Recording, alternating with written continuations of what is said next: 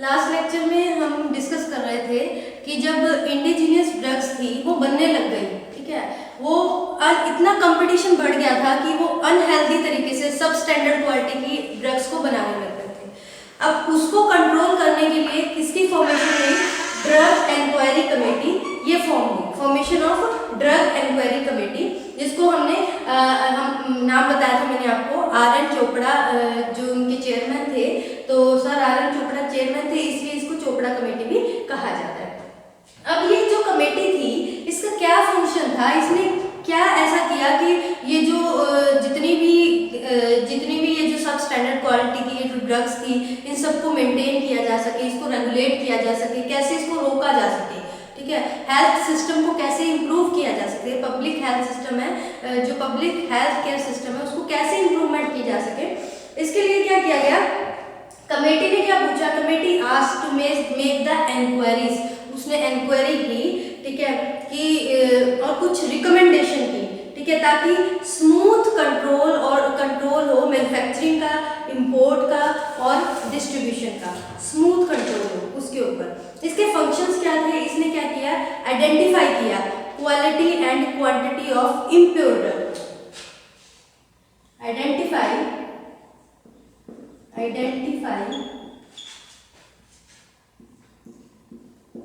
Quality and quantity of impure drugs, ठीक है, जो ड्रग्स कौन सी जो कि इंपोर्ट हो रही थी या मैन्युफैक्चर हो रही थी इंडिया फार्माकोपी, जो ब्रिटिश फार्माकोपिया के अकॉर्डिंग, ठीक है, इंपोर्टेड विच आर इंपोर्टेड और यू कैन से दैट और manufacture as per BP means British pharmacopoeia के अकॉर्डिंग जो मैन्युफैक्चर हो रही थी वो उसको डिटेक्ट कर रहा था, उसको डिटेक्ट करना इसका फंक्शन था। और क्या था? Allow any qualified person to assess the pharmacy profession, इसका दूसरा फंक्शन था allow to assess any qualified person, किसी क्वालिफाइड पर्सन को कि वो असेस करे, किसको? द फार्मेसी प्रोफेशन,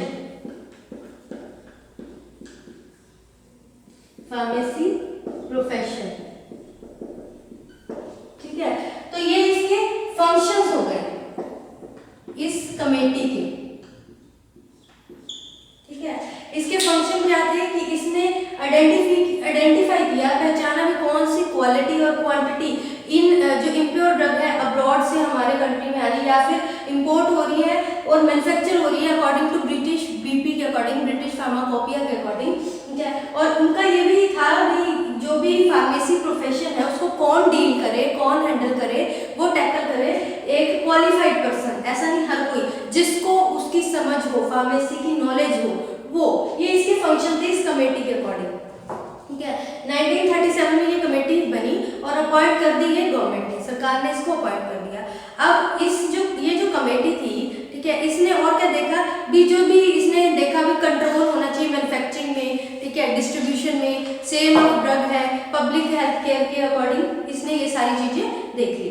उसके बाद इसने 90 रिकमेंडेशन दी रिपोर्ट के साथ, ठीक है, सबमिट की by the committee, 90 recommendations, 90 recommendations, 90 recommendations दी इसने, किसने? ड्रग इंक्वायरी कमेटी ने, ठीक है, सबमिट की अपनी रिपोर्ट के साथ, ठीक है, सबमिटेड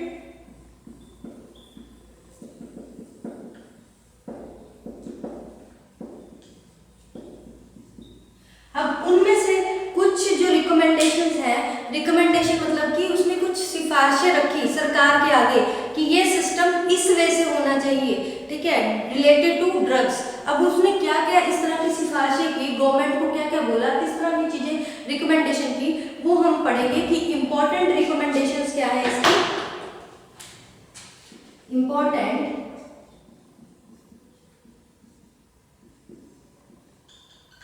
रिकमेंडेशंस।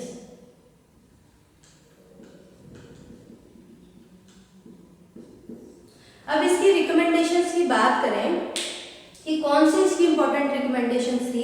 सबसे पहले इन्होंने कहा एक फार्मेसी काउंसिल होना चाहिए, एक तो सेंट्रल का फार्मेसी काउंसिल होना चाहिए और एक स्टेट फार्मेसी काउंसिल की फॉर्मेशन होनी चाहिए, जो किसको हैंडल करेगा, एजुकेशन और ट्रेनिंग ऑफ फार्मेसी प्रोफेशन, ठीक है, जिसमें जो भी फार्मासिस्ट है, जिसने जो एजुकेशन ली है या ट्रेनिंग ली है रिलेटेड टू फार्मेसी, उसका सारा जितना भी डिटेल है वो उसकी सारी डिटेल, चाहे वो उसका नेम है, चाहे वो उसका एड्रेस है, कहाँ से उसने क्वालिफिकेशन की है, चाहे वो डिप्लोमा फार्मेसी किया है या बैचलर फार्मेसी किया है, वो सारी डिटेल, मैट्रिकुलेशन, सब डिटेल एक स्टेट काउंसिल में या फिर स्टेट काउंसिल में सेंट्रल फार्मेसी काउंसिल बनानी चाहिए, इसकी फॉर्मेशन होनी चाहिए।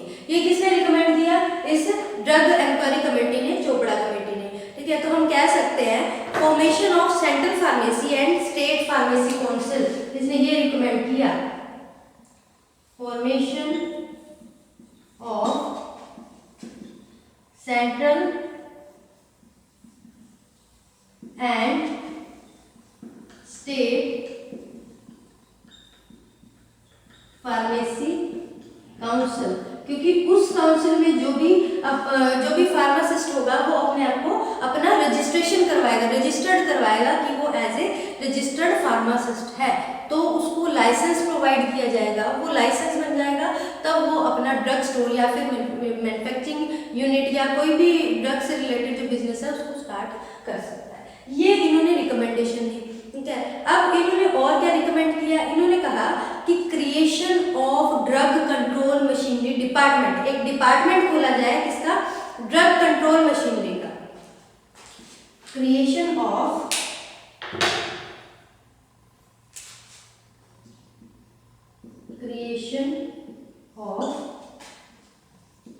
ड्रग कंट्रोल मशीनरी, ठीक है, एक ही डिपार्टमेंट खोला जाए, बनाया जाए, ठीक है, जिसमें क्या होता है जो भी ड्रग से रिलेटेड मशीन है वो उसको एक कंट्रोल करने का एक यूनिट होना चाहिए, ठीक है, जो कि सेंट्रल लेवल पे होगा और उसकी स्टेट्स में अलग अलग ब्रांचेस होगी, ये इसने रिकमेंड किया। उसके बाद और क्या रिकमेंडेशन दी, उसने कहा कि establishment of well equipped drug central drug laboratories, जो लेबोरेटरीज होती है ना वो वेल इक्विप्ड होनी चाहिए, जिसमें कैसा होना चाहिए, जो स्टाफ है वो क्वालिफाइड होना चाहिए और एक्सपर्ट होना चाहिए, जिससे क्या होता है एफिशिएंसी बढ़ जाएगी, काम करने की स्पीड बढ़ जाएगी, किसकी, ड्रग कंट्रोल डिपार्टमेंट की। तो हम इसमें कह सकते हैं इसने क्या और क्या रिकमेंड किया, establishment of well equipped central drug laboratory, establishment of well equipped central drug laboratories, ठीक है, उसकी एस्टेब्लिशमेंट की जाए, ठीक है, जिसमें जो स्टाफ है अच्छे से इक्विपमेंट होने चाहिए, ठीक है, सेंट्रल ड्रग लेबोरेटरी के अंदर इसको सीडीएल भी कहा जाता है, ठीक है, स्टाफ अच्छे एक्सपर्ट होना चाहिए, ठीक है, प्रॉपरली क्वालिफाइड होना चाहिए ताकि एफिशिएंसी बढ़ सके, ठीक है, उसने कहा कि स्पीड बढ़ सके, एफिशिएंसी बढ़ सके। उसके बाद जो जितनी भी अभी जो सेंट्रल ड्रग लेबोरेटरी है ये क्या करेंगी, जितनी भी स्मॉल लेबोरेटरीज है वो इसके अंडर आएंगी, इसके अंडर आए, small laboratories would work under its guidance, छोटी जो भी लेबोरेटरीज हैं वो सेंट्रल ड्रग लेबोरेटरीज के गाइडेंस के अंदर काम करेंगी, ठीक है। और इसने क्या रिकमेंड किया, इसने कहा कि drug industries in India should be developed, यानी जो ड्रग है मैन्युफैक्चरिंग है उसकी मैन्युफैक्चरिंग ड्रग्स की इंडिया में होनी चाहिए, यानी इंडिया में मैन्युफैक्चरिंग यूनिट होना चाहिए। ये भी इन्होंने रिकमेंड किया कि drug industries in India, drug industries in India should be developed। Drug industry India में होनी चाहिए, ठीक है, कि बाहर से अब्रॉड से ना मंगाकर, ठीक है, इंडिया में नई मैन्युफैक्चरिंग यूनिट इंडस्ट्रीज होनी चाहिए दवाइयों की, ताकि बाहर से जो हम दवाई जो इंपोर्ट करवाते हैं अब्रॉड से, तो उसके जो प्राइसेस हैं वो बढ़ जाते हैं ड्यू टू वेरियस जो लीगल जो रिक्वायरमेंट्स होती है वो पूरी करते करते, टैक्सेस फुलफिलमेंट करते करते, उसके कारण उसकी जो प्राइसेस हैं वो ड्रग्स की वो बढ़ जाती है। इसलिए अगर मान लो ड्रग इंडस्ट्री इंडिया में ही होगी तो रीजनेबल प्राइस पे वो ड्रग्स किसको अवेलेबल होगी, पब्लिक को अवेलेबल होगी, ठीक है। इसलिए इन्होंने ये रिकमेंड किया कि ड्रग इंडस्ट्री कहाँ होनी चाहिए, इंडिया में ही डेवलप हो जानी चाहिए, ठीक है। उसके बाद इन्होंने क्या रिकमेंड किया कि हर एक ड्रग का रजिस्ट्रेशन होना चाहिए, चाहे वो पोटेंट ड्रग है या फिर प्रोप्राइटरी मेडिसिन है, कि कोई किसी उसका कोई ऑनर है, कोई अलग से सिंगल ऑनर है या फिर कोई पोटेंट ड्रग है, उसका रजिस्ट्रेशन होना चाहिए, ठीक है, जो कि इंडिया में मैन्युफैक्चर हो रही है। ऐसा नहीं कि जो ड्रग है किसी भी फार्मास्यूटिकल कंपनी ने अपना नया प्रोडक्ट लॉन्च कर दिया, ठीक है, विदाउट टेस्टिंग विदाउट इवैल्यूएशन, ऐसा नहीं, वो रजिस्टर्ड होएगी पहले कि हाँ इसके सारे टेस्टिंग हो चुकी है, सैम्पलिंग हो चुकी है, इवैल्यूएशन हो चुकी है, फिर वो जब सारे टेस्ट और इवैल्यूएशन पास कर देगी तभी वो क्या होगी, लॉन्च होएगी इंडिया में। तो एक तरह से उस ड्रग का भी रजिस्ट्रेशन होगा, रजिस्ट्रेशन ऑफ मेडिसिन। इन्होंने ये भी रिकमेंड किया कि रजिस्ट्रेशन होना चाहिए भाई, रजिस्ट्रेशन ऑफ मेडिसिन्स, चाहे वो पोटेंट हो चाहे वो प्रोप्राइटरी हो, ठीक है। तो इन्होंने ये भी कहा कि रजिस्ट्रेशन होना बहुत जरूरी है। उसके बाद इन्होंने और क्या रिकमेंडेशन दी, इन्होंने कहा कॉम्प्लिएशन ऑफ इंडियन फार्माकोपिया। जो इंडियन फार्माकोपिया थी, पहले जब एलोपैथी स्टार्ट हुई थी तब सारा कुछ as per according to British pharmacopoeia था। ब्रिटिश फार्माकोपिया क्या था, उनकी जो एक तरह से एक फार्माकोपिया थी, उसके अंदर सारे जितने भी जो केमिकल है, सिंथेटिक एजेंट्स हैं जो कि यूज होते थे for the preparation of medicine, उसकी डिटेल होती थी।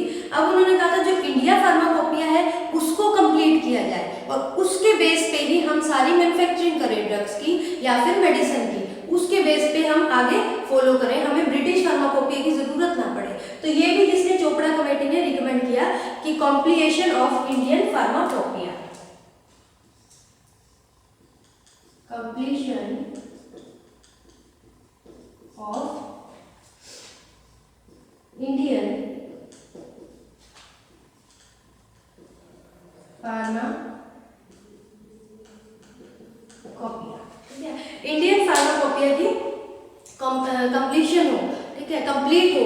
फिर उसके बाद और क्या इन्होंने रिकमेंडेशन किया, इन्होंने टोटल तो जो 90 रिकमेंडेशन की थी, जो रिकमेंडेशन थी वो 90 थी, लेकिन जो इम्पोर्टेंट थी उसके बारे में हम डिस्कस कर रहे हैं, ठीक है। और उन्होंने कहा था the crude single drugs as well as compounded medicines used in the indigenous system of medicine should be brought under control. जो भी क्रूड ड्रग्स हैं, ठीक है, जिनको जो भी कंपाउंडिंग हो रही है मेडिसिन की, क्रूड ड्रग्स की, नेचुरल ड्रग्स की, ठीक है, वो भी कैसे होनी चाहिए, इंडिजीनियस सिस्टम के अकॉर्डिंग होनी चाहिए, ठीक है, वो उस अंडर द कंट्रोल के अंडर होनी चाहिए। ऐसा नहीं कि कोई भी उसको भी हाँ भाई आयुर्वेदा है तो कोई भी उसकी मैन्युफैक्चरिंग कर रहा है, ऐसा नहीं, वो भी एक कंट्रोल में होना चाहिए। तो हम कह सकते हैं ये सारी चीजें क्या थी, जो ड्रग इंक्वायरी कमेटी है उसने कुछ सिफारिशें करी गवर्नमेंट से कि हमें भी ऐसा ऐसा ड्रग के रिगार्डिंग होना चाहिए। उन्होंने ये सब कंट्रोल करने के लिए, इसलिए ताकि जो सेल है, डिस्ट्रीब्यूशन है, क्वालिटी है, क्वांटिटी है, जो कि अकॉर्डिंग टू ब्रिटिश फार्माकोपिया थी, उसको कंट्रोल करने के लिए, ताकि जो ड्रग प्रोडक्ट हमें मिल रहा है वो अनहेल्दी ना मिले, सब स्टैंडर्ड क्वालिटी का ना मिले, ठीक है, और इंफीरियर क्वालिटी का ना हो, उसके लिए ये इन्होंने रिकमेंडेशन की। ये जो इम्पोर्टेंट रिकमेंडेशन है ये हमने डिस्कस की है, इन्होंने दी तो 90 रिकमेंडेशन थी, ठीक है। अब चलो भाई इन्होंने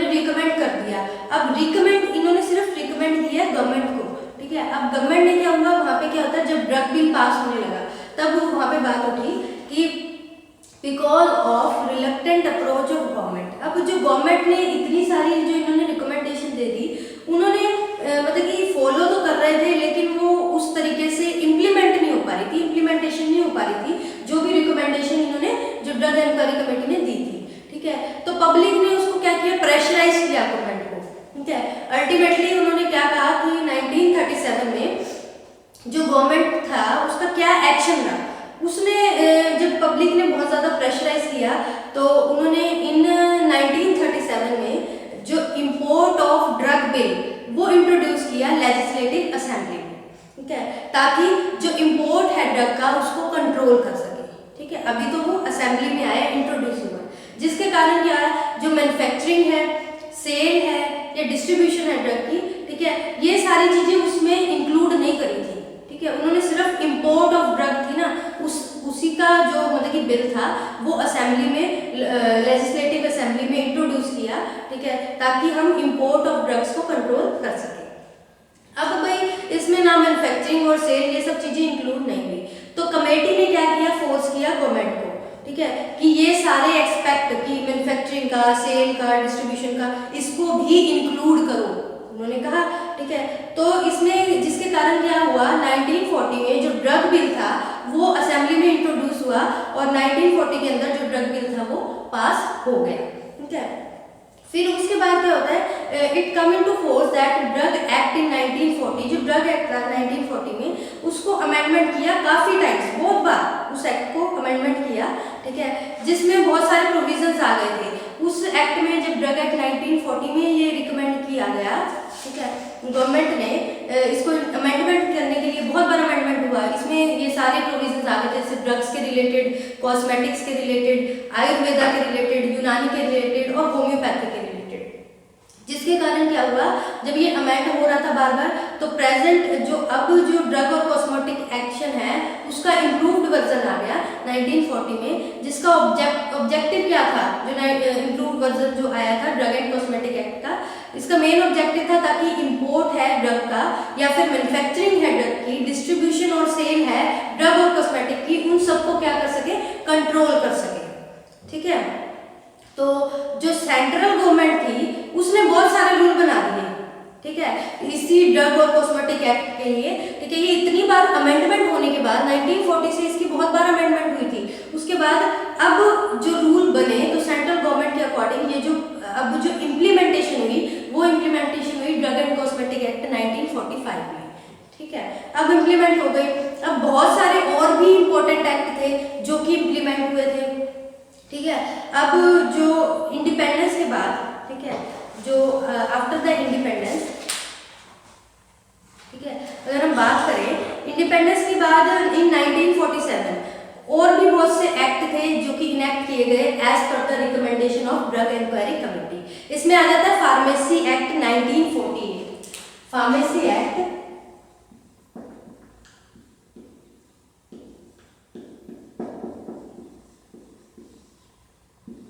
1948 दूसरे एक्ट आ गए। ठीक है, इस एक्ट में क्या था, कॉन्स्टिट्यूशन बना था सेंट्रल और स्टेट फार्मेसी काउंसिल का। ठीक है, और इसमें ये बताया गया था कि जो भी इस फार्मेसी एक्ट के अकॉर्डिंग जो भी फार्मेसी प्रोफेशन से लिंक करेगा, ही और शी शुड बी क्वालिफाइड होना चाहिए, पर्टिकुलर उसकी एक डिग्री या डिप्लोमा होना चाहिए रिलेटेड टू फार्मेसी सब्जेक्ट। ठीक है, और इसमें क्या होता है, जो अब उसको पास जो भी है क्वालिफिकेशन है तो उसके बाद वो स्टेट फार्मेसी काउंसिल में रजिस्टर्ड भी होना चाहिए। ठीक है, ये फार्मेसी एक्ट 1948 के अंडर आ गया। उसके बाद और भी एक्ट थे, जैसे drug and magic remedy act जो कि 1954 में पास हो गया था, जो कि रिकमेंड किया था इन्होंने। ठीक है, ड्रग इंक्वायरी कमेटी ने, ये पास हो गया था। उसके बाद medical and toilet preparation act 1955, अलग अलग एक्ट है ये। उसके बाद drug and price control order in 1979, ये भी पास हो गया था। मैजिक रेमेडी एक्ट 1954,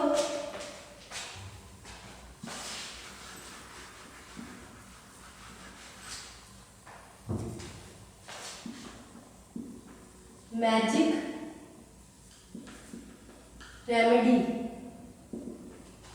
एक्ट 1954 में पास हुआ था। उसके बाद the drugs and magic remedies act,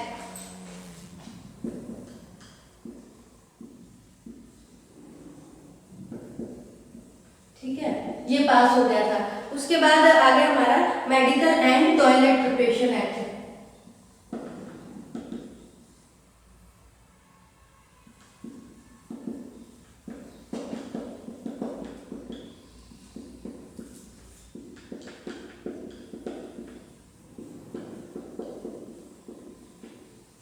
ठीक है।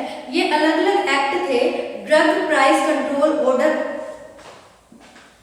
ड्रग प्राइस कंट्रोल ऑर्डर,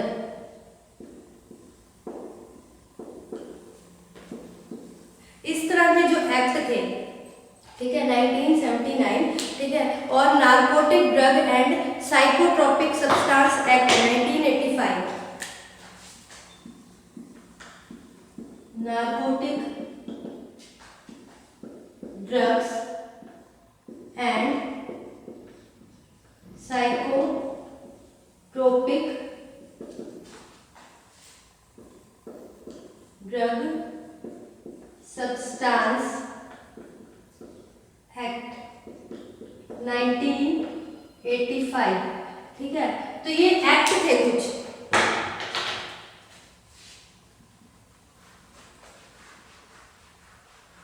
ठीक है। तो ये कुछ एक्ट थे जो कि रिकमेंड किए थे। किसने रिकमेंडेशन की थी? ये ड्रग इंक्वायरी कमेटी ने, जिसके कारण ये सारा जब गवर्नमेंट ने अप्रूवल की थी, that is drug and magic remedy act 1954, medical and toilet preparation act 1955 में, ड्रग प्राइस कंट्रोल ऑर्डर 1979 में, narcotic drug and psychotropic drug 1985 में, सब्सटेंस एक्ट 1985 में। उसके बाद इसमें ये बता रखा है कि और भी कुछ एक्ट थे, जैसे मिसलेनियस एक्ट में द इंडस्ट्रीज एक्ट इन 1951 में, क्या वो पास हो गया था। The industries employment act in 1946, factory act 1948, ठीक है। उसके बाद Indian patent and drug design act in 1970, trade and merchandise mark act in 1958। ये सारे जो एक्ट थे, जब इन्होंने ड्रग इंक्वायरी कमेटी ने रिकमेंडेशन दी थी गवर्नमेंट को, प्रेशराइज किया गया था उस चीज के लिए, तो ये एक्ट पास हो गए थे। और ये एक्ट के रिलेटेड हम डिटेल में पढ़ेंगे, आगे आपके चैप्टर्स आएंगे उसमें हम डिटेल में पढ़ेंगे कि इन एक्ट के अकॉर्डिंग कौन कौन सी प्रिपरेशन है, कौन कौन सी ड्रग्स है, किस वे से उनके रूल्स है, लॉज हैं, कैसे लीगल एस्पेक्ट्स की रिक्वायरमेंट है, कैसे उनको हैंडल करना है, वो सब हम डिटेल में पढ़ेंगे। अभी तो हमने जस्ट हम पढ़ रहे हैं कि ये जो ड्रग जो हमारी चोपड़ा कमेटी उसने क्या रिकमेंडेशन की और फिर गवर्नमेंट ने क्या एक्शन लिया, ठीक है, ये सब एक्शन लिए गए। ये हो गई हमारी चोपड़ा कमेटी। इसी तरह से और भी बहुत सारी कमेटीज थी, ठीक है। चोपड़ा कमेटी के बाद और भी बहुत सारी कमेटी आई जो कि हेल्थ केयर और डेवलपमेंट सिस्टम के रिगार्डिंग बहुत सारी रिकमेंडेशन दी जिन्होंने गवर्नमेंट को, ठीक है, ताकि हम जो उन्होंने अलग अलग रिकमेंडेशन दी ताकि जो to improve the quantity in the of the drugs, ठीक है, उसकी डिस्ट्रीब्यूशन, उसकी क्वालिटी को इम्प्रूव कर सके, उसकी सेल को, मैन्युफैक्चरिंग को, ये सारी चीज़ें हम इम्प्रूव कर सकें। क्योंकि फर्स्ट वर्ल्ड वार के बाद जब बहुत ज़्यादा ये बढ़ गया था, ठीक है, जो ड्रग्स थी, ड्रग्स का जो मतलब कि ट्रेड बढ़ गया था, ट्रेड बढ़ने के लिए उसकी क्वालिटी के ऊपर ध्यान नहीं दिया गया, क्वालिटी इंफीरियर होने लगी, सब स्टैंडर्ड क्वालिटी की ड्रग्स आने लग गई, तो उसको वो एक तरह से जो पब्लिक है उनकी हेल्थ के साथ एक खिलवाड़ ना हो, उसको कंट्रोल करने के लिए ये कमेटीज बैठी हैं। ये हमारी जो ड्रग इंक्वायरी कमेटी है ये कंप्लीट हो गई, ठीक है, जो कि चोपड़ा कमेटी थी। उसके बाद हम नेक्स्ट लेक्चर में आगे प्रोसीड करेंगे रिगार्डिंग द अदर कमेटीज, और कौन सी कमेटी थी, उन्होंने क्या क्या रिकमेंडेशन दी थी और गवर्नमेंट ने कैसे उनका अप्रूवल किया था, एक्सेप्ट किया था, कौन से एक्ट को पास किया था, ये हम करेंगे नेक्स्ट लेक्चर में। अभी के लिए थैंक यू स्टूडेंट।